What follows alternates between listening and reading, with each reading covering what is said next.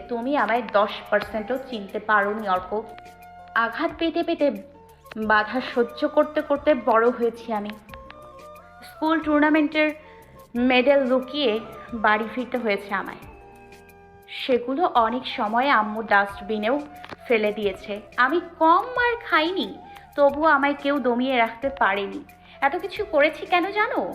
এতগুলো বছরের পরিশ্রম আমি নিজ হাতে শেষ করব? No, never. আর তুমি, তোমার তো সুযোগ ছিল অর্ক আমায় নিয়ে গর্ববোধ করার। তুমি নিজে থেকে সেই সুযোগ হারালে।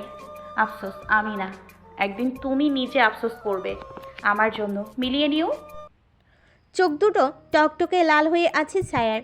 তবে সে ওয়াদা করেছে নিজের কাছে কাঁদবে না সে। নিজের জীবন নিজের লড়াই সে নিজেই লড়বে। কাউকে প্রয়োজন নেই, কাউকে না। মা, বাবা, ভাই তারা তো আরও আগে সরে গেছে। কেবল ফর্মালিটি মেটাতে খবরাখবর রাখে। বাকি ছিল অর্ক। তাকেও হারালো আজ সজ্ঞানে নিজের ইচ্ছেতে। রাত 8টার দিকে মাঠে গেল ছায়া। কেউ নেই সেখানে।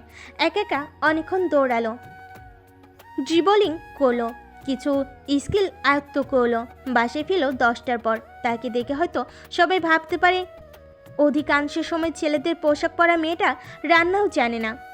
অথচ বাস্তবে তার উল্টো। রান্নার বিষয়ে পাকা ছায়া।